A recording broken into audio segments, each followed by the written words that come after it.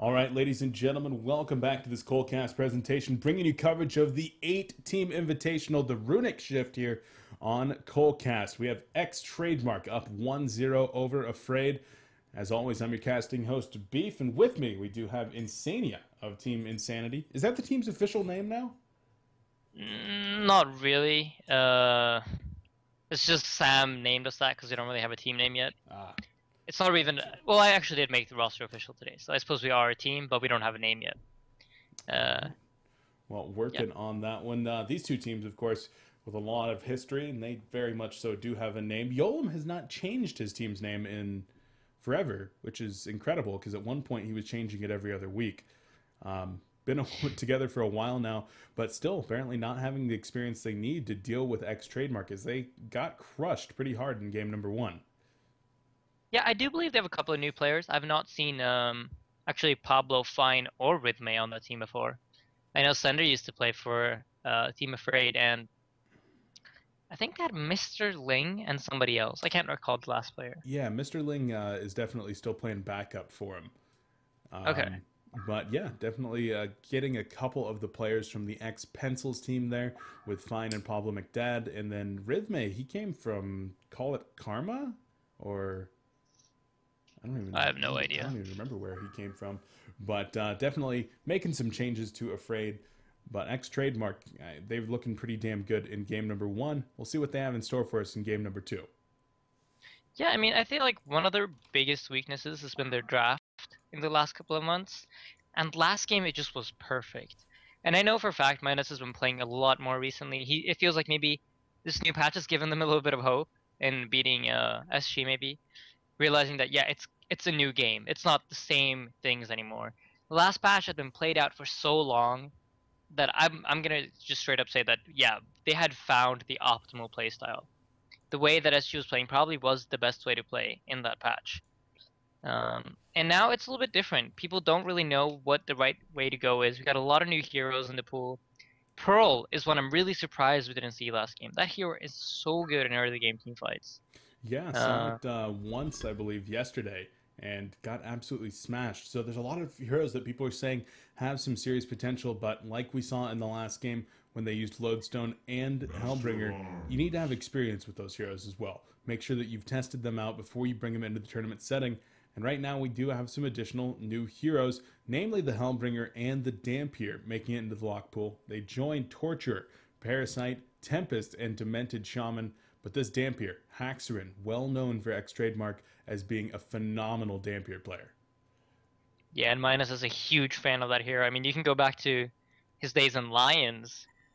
He used to pick Dampier back then for Era as well, so definitely something that you might expect to see picked up from them. I like to just once again look at the lock pool. You have a lot more aggressive heroes up there. It's not just only like the Keeper of the Forest and those guys. They're getting banned out instead. So I suppose it's not really saying much. But Artillery being ignored. He's on the pool and nobody's picking him up yet. He did get rather significant nerfs, of course, with the Artillery Barrage gaining an additional cooldown, the LRM gaining additional mana cost, as well as the damage reduction in that later game stage. So maybe players starting to shy away from him, saying, okay, some of those buffs that he got that were so good starting to be removed, as a real quick look at the banning pool reveals that a lot of initiators have been removed. Engineer the solo support there. Other than that, Fade, Rally, Deadwood, Tundra, and Pebbles, 5 melee initiators taken out of the pool. Yeah, they're a risk to have in the game. They're such phenomenal solo gankers, and solo kills just give you so much experience nowadays. And they are really dominant in their lanes. That's the big thing. They destroy their lanes, and you cannot afford that anymore. You need to get rid of them. They are really the highest priority of bans. Heroes like Master of Arms, I feel kind of have lost a little bit of value. They're still amazing, but since he doesn't kill his laning opponent necessarily, he isn't really the biggest of threats. As a Deadwood, on the other hand, who's able to kill his opponent pretty much at any level, even before level 6, has gained even more value than he used to before, so. Man, oh man. Interesting heroes coming out right here. Monkey King with that Master of Arms that you're talking about. The Magmus, so nothing too crazy on Afraid's team. But ex-Trademark going with Lodestone, Polywog Priest, Glacius, Parasite, and Dampier. Holy aggression, Batman. Yeah, and it looks to be a solo Polywog Priest played by Limp. This is going to be really interesting. Trademark lanes, I feel like kind of obvious. It's either Dampier solo short lane, trialing long lane, or it's Dampier trialing short lane with loads on suicide. And I would go with the latter out of the two. Yeah, seems to make Afraid, sense. yeah, Afraid going for solo DS. That means they're going to have a solo in the short lane by the looks of it, and a dual lane mid against the Polywog. So I'm not as confident in Trademark's lineup this time. I feel like, yeah, sending Poly mid might be a little bit of a mistake. They might send him short lane still, but he isn't really the greatest short lane hero. It's easy for Parasite to gank with him though, so that's a big plus. But we'll see how they set up the lanes. I think it can be very interesting depending on what they do. Oh, it does look like they're going long lane. Interesting, interesting. Dampier solo top. Yes, gonna be taken down there for at least for now. Yeah, Glacier's gonna be heading over there. This is very interesting also because of Magnus getting matched up against a Dampier. That's quite an even lane. It's not necessarily a big advantage in Dampier's favor. Unless, as you mentioned, Haxorn plays it really, really well and is like, this is my comfort hero. I know I will dominate my lane when I play it. And picking more like that, I think, is going to be very, very important in this new patch. But look at Fitzky's inventory. He has bought a counter ward right away. They're heading down here. That means they're going to get control of the Legion jungle really, really quickly. They're going to abuse the fact that they have a Tempest. Tempest isn't the greatest at holding his stance until at least level 3. I would say level 4 even. But he needs those elementals to be split. He needs them to do a significant amount of damage for him to be able to stay in the jungle and play his game. 2 aggressive wards, neither of them covering the rune. Very, very aggressive play from TDM right here. Now, with the change to the refreshment, is a rune ward as necessary now, or do you just simply go to a direction and hope that it's going to be there? It's not necessarily as important, I agree with you. However, the rune wards generally are placed in a position where they give you a lot of important control of the map. For example, if you look at the one that Bitmay has placed, it's controlling the top side of the map. It makes sure Parasite can't gank from the jungle. However, they seem a little bit unaware that they're going for the long lane tri-lane or long lane dual lane with the jungler. So they're still useful, but not as useful. I'll definitely agree there. Minus making a good play again, blocking this scam from the high ground. Just slows down things a little bit. And he will be heading over there with the Tempest Elementals, but those, of course, going to despawn right now. And so Tempest going to have to immediately make his way to the small camp, of course, no big deal. But just slowing him down. Every little step does count, and with those aggressive wards, Parasite's going to be able to put a lot of pressure, especially with something like a Vagabond Leader, which can be so annoying to deal with, but instead just consumes it right away, grabs that early level 2, and Parasite off to a great start. Yeah, up in top lane, Haxorn has pulled regen against Pablo without it, so he's playing really aggressive. Far up, hitting him. Doesn't really mind if he takes a little bit more damage, because he has double the amount of regen, so he's using that to his advantage. Very, very nicely done. And I think in the mid lane, I think it's safe to say that in that lane, you could say that there's maybe a little bit of a skill advantage there for Haxorn, maybe just respected as the better player for the most part, and definitely very, very comfortable in that solo side lane position. Whereas Pablo McDad, I mean, he's great, but you wouldn't call him a top 5 player in his position or a top 3 player or whatnot. I think Haxorn definitely has a little bit of an advantage just inherently up there and exercising that on Dampier. Yeah, playing his lane very, very well. Mid lane, it looks like the support MOA isn't really staying in the lane. So Polywog is doing pretty fine. I'm really surprised how good Limp is doing here. 200 GPM is very, very nice by 2 minutes. Like, he's not farming badly at all.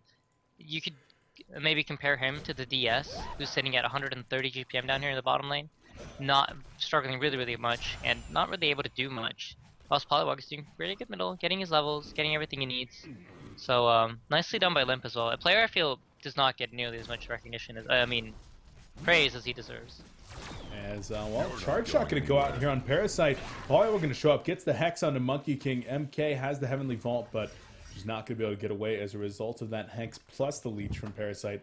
Got slowed down pretty dang significantly. Top lane, though, Dampier, look at the amount of pressure that he's putting on the Magnus.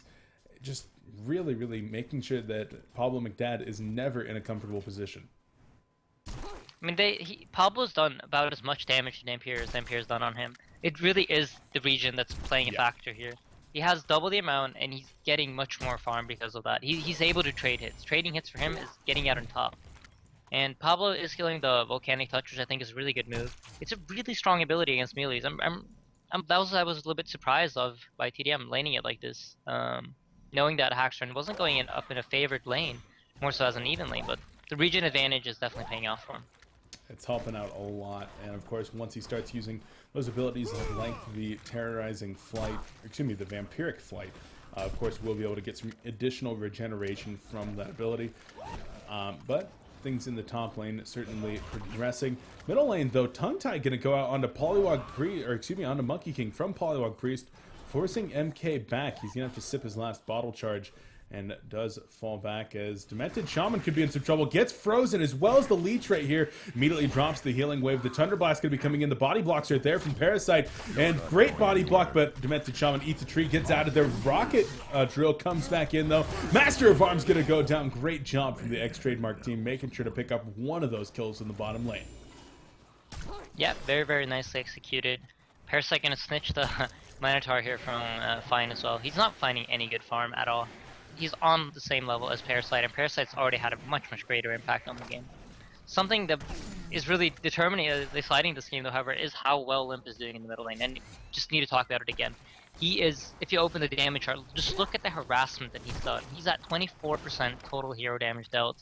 That means he's been using his jolts pretty much perfectly. He's always hitting creeps as well as heroes. He's getting the last hits. He's doing the damage to the Monkey King, and just having these phenomenal 1v1 players is really just going to benefit TDM a lot more. Demented Shaman getting caught out in the bottom lane. The Rocket Drill plus the head smash there from Lodestone, really doing a great job down there. And Demented Shaman just not able to withstand the pressure of the Lodestone Glacius combination. No, Lodestone probably proving himself to be one of the heroes that's going to get picked up pretty frequently. He's been picked up in every game so far, so yeah, but these 1v1 players being so good for TDM is paying off, and it's showing here.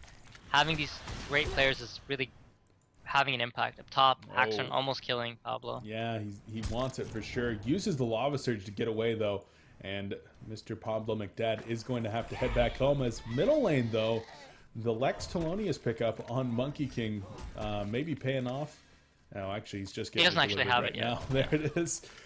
So got the kill even without it, as Limp looks like he stepped a little bit out of position right there. Monkey King plus the Master of Arms able to team up and get that kill. Yeah, well done.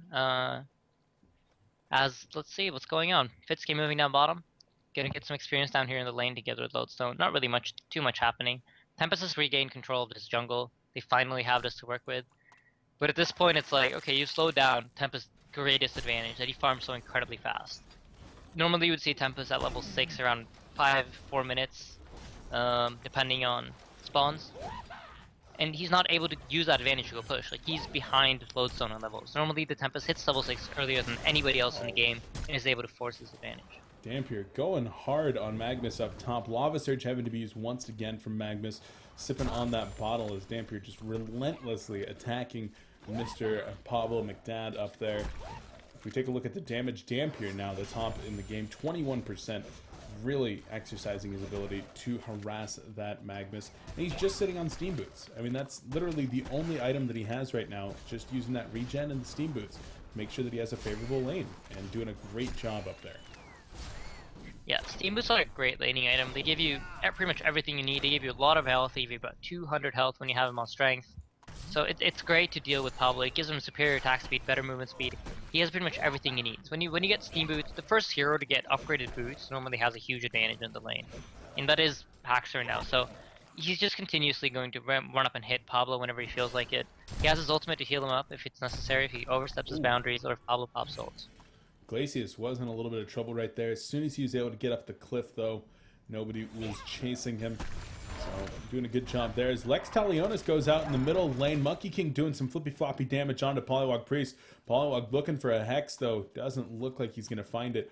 Very odd to see 7 minutes in right now. Neither of these players have boots. Instead, going for some different items. But bottom in the jungle, Lodestone gonna find the rocket drill, Shatterstorm as well. There's the blast shot, beautiful blast shot coming in. There's the elemental void gonna catch him as well. Lodestone could be taking some trouble here. Looks like he will be able to get away. Interesting use of spells there in the bottom jungle. Yeah, very nicely done from MOA. We rarely see that ability used, but put it to maximum use there. Oh, and Magnus gets crushed by the Blood Chalice wielding Dampier up in the top lane. Easy combo. Yeah, no, that's definitely well done. I was actually going to question that. Haxorn did not have a Chalice for the longest time. And then he sent it in, used it from Fog. Pablo wasn't ready for it, and you can see that in the chat. Big Polywog trap there in the middle lane as Monkey King will go down to those Polywog boards. The counter initiation comes in, but Master of Arms and Tempest look like they're just going to be falling back. That was one really cool skin though on Poly. Penguin Priest. Yeah. That's a very cool one indeed. It would put some pressure onto the creeps. Unfortunately not in range of the tower, but we'll be able to still put some pressure on the tower here. Yeah, he is going to continue doing damage to it. They don't really have much resources to respond to this.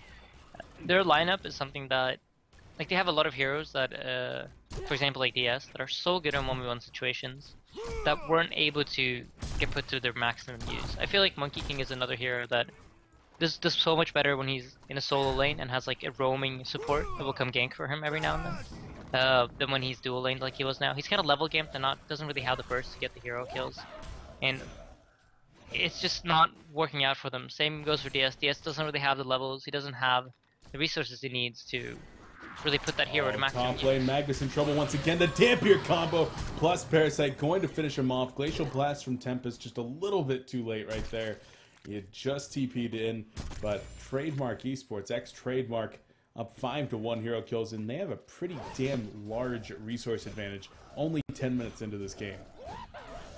Oh, they're looking to extend it as well. In the bottom lane, Demented Shaman will go down at the hands of Lodestone plus Glacius. Things getting out of control. Yeah, I mean, Trademark at this point, they're just outplaying Team Afraid. It's just far better execution from their end. And they seem more used to the new patch. It's just, you need to know what you're supposed to do. It's not the same game anymore. You can't do the same things you did before. And it's going to be a lot of experimenting, I think, from a lot of teams. You're going to see a lot of different heroes from before people find out what the optimal way is. As Doc has even said in his interview, Monkey King, nope, not going to go for the dive there. Probably the right decision, as you don't really have the damage to kill the Polywog Priest.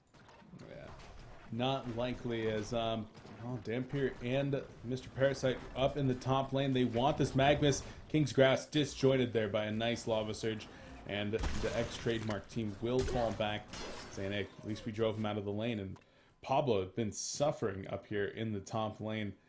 27 and 2 CS, hasn't really been able to score any in like the last 4 or 5 minutes.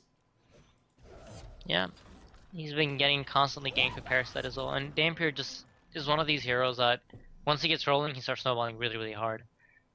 And he kind of carries into the late game as well. He's not, in that way, he's kind of better than the Deadwood and the other heroes in terms of his late game presence. He kind of transitions into a carry role with the usage of his abilities. They all heal him. The more heroes he jumps through, the more creeps he jumps through, the more health he's given.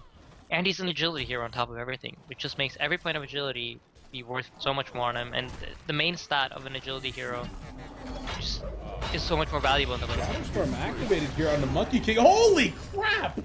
Lodestone demolishing Monkey King right there with the Shatterstorm Rocket head smash combination. Zai 100-0 that Monkey King in the blink of an eye. Yeah. That was absurd. Well, I've never seen that side of Lodestone before, and I can now see why people are wanting to pick him up. He does a lot of damage. I mean, the only downside to the hero as a whole is that he kind of needs a BKB to function, I feel, when it moves on into the mid-game, into the later stages. Because his ultimate makes him so extremely vulnerable. After he's output all this crazy amount of damage, he's just so easy to kill. And if people manage to take advantage of that, he's basically just a combo. He's just, it's a one-for-one trade on a hero that needs farm for a hero that might not necessarily be the greatest target. So yeah, certainly. Monkey King in some trouble Those once are again, codex. though, in the bottom lane. As he turns around with the Heavenly Vault, drops the Wanjin Slam. There's the charge shot coming out here from Master of Arms. Lodestone has a Codex. That's actually... Yeah. There's the Elemental Void being used here as Lodestone will get away with the Rocket Drill, at least for now. And there we go. Does take the fall. Oh, man. So maybe the Codex was used in there, and I just didn't see it. Maybe that was the extra burst that he needed. Yeah, that might have been it. I'm actually surprised they went for Codex. He doesn't really need that to burst heroes, I feel. But hey, it's a new patch. Maybe he's experimenting as well. Maybe he feels a little bit cocky knowing that they have a massive advantage in this game. They have basically free farming Dampier who's going to have a Grimoire soon. Talk about it all. The new items and the impact they're going to have. I mean, they're so good for certain heroes. For example, like Dampier. Dampier is probably the prime example for a hero that is just so strong with a Grimoire in his hands. Oh, definitely. I was actually watching SG versus xtdM scrims yesterday while talking with Idager and talking about the snowball potential as well. More pressure in the bottom lane as Shatterstorm's going to be activated right there. A little bit mistimed by Novi Pirate. Now he's in a little bit of trouble. Monkey King, he's going to be the one that's going down though. Dampier going to be getting the auto attacks as Novi Pirate gets the KS with the Codex right there. And now Tempest going to be running away from 4 players. The Rocket Drill going to be coming in, but Tempest with the Ghost Marchers looks like he should be able to get away. As I was saying, though, with that Grimoire Power, was talking with Idager while watching those scrims and just explaining the snowballing potential of this Dampier with that Grimoire. And sure enough, Haxorin went up to 600 GPM as soon as he got that Grimoire. Had a 14-minute Grimoire plus Steam Boots in that game yesterday. It was pretty insane. Yeah, I mean, he's not too far off of it now. He's probably going to get out about like 17 minutes, which is still amazing. He's going to be farming so extremely quickly, and the damage that that hero outputs is just insane with the essences and the Grimoire on top of it. It's like the item was designed for Dampier. It's a perfect fit. However, I feel like you're just seeing the Legion's lineup just crumbling right now. They don't have any means to do anything at this point. They can't farm, they can't go anywhere without getting picked off. Yolam's going down in the middle lane as well, with Parasite showing up. He has that Codex as well. Polywog Priest for the lockdown. Magnus about to die to some neutrals, but nope, will survive, and Polywog Priest didn't have the vision for an electric jolt there. Right now the Legion team, they're just no redeeming factors whatsoever for them in this game. Middle lane, Shatterstorm. Here we go. Shatterstorm activated, and there's the combo. See you later, Demented Shaman. Nope. He actually did miss it there. But yeah, they do get the kill. Something that the ultimate actually does is that it removes all kinds of armor. All armor is ignored, so every bit of damage becomes true damage when you're affected by that. Maybe that's one of his reasons for going Codex. It will actually do exactly 400 damage to the target. So it's a really, really strong skill as GG well plays are getting called out. And I mean, there was really not much Team Afraid could done at this point. That one did not end well for them as Tempest gets Codex to the face up top. Players do leave the game, and that is going to do it. So guys, congratulations to Trademark Esports, ex-Trademark Esports, for taking this one 2-0 and what was really a pretty one-sided series as they just crushed through Team Afraid, showing, hey, there's a reason that they were just in the Han Tour Grand Finals. I mean, I would say they're the team that's rated second in the world, and they are really playing like it. I'm really gladly surprised to see TDM this motivated to play. I've been seeing all of them in TMM these last couple of days, and it looks like the spark is maybe there again. They're liking the game. They're fired up. They want this first place. They want to take it back from SG. They want to get back where they once were. So if I was SG, I'd be a little bit worried right now, seeing that they're playing this much. Yeah, most certainly. And SG, of course, with some issues on their side with Keizu and Slicks both being out of the country on opposite sides of the world right now, no longer able to practice in that five-man LAN environment. And, of course, they have to worry about ping now with being an international team. Players in Europe, players in Australia, players in the U.S. Got to worry about that. So looking forward to seeing how their matches go this weekend. But, guys, that is going to do it for Colecast right now. A very, very quick matchup between these two teams. We're going to be back in about 2 hours and 15 minutes as that is when the next matchup will be going on. Complexity Gaming versus Q Squad 357 right here at twitch.tv/complexityhan at 15:30 EST. That is, of course, 21:30 CEST. So make sure to check that one out. I've been your casting host, and with me, we do have Insania. Insania, thank you for being here. You have any shout-outs before we let you go? Thank you for having me. Yeah, actually a couple. I would like to give a shout out to my new team, which consists of myself, of course, Sender, Fuzi, Sibe, and Nuji. And I hope everybody that's watching this makes sure to check us out when we play SG tonight. Hopefully we'll be able to give them a decent game. Looking forward to that one. All right, Insania, well, good luck with that match, and we'll catch you later. Yeah. See ya. All right, guys, like I said, we're going to be out for now. Stream's going to go off in just a couple of minutes here. So thank you for stopping in, taking some time for Colecast in your day. And we will be back at 15:30 EST, 21:30 CEST with Complexity Gaming versus Q Squad 357. A huge shout out to everybody that made the Runic Shift Invitational possible. All the guys over at S2 Games helping to organize this, and of course the admins as well. And to the Complexity Gaming organization for all their support of Colecast, allowing me to be here and broadcasting these games for you guys. Make sure to show some love to our awesome sponsors, some of the best in the absolute world. Sound Blaster, Newegg.com, Origin, QPad, PNY, and Twitch. Show them some love for their support of esports. Guys, we'll be back in a little over 2 hours. Don't go anywhere. We got more Khan coming at you later today.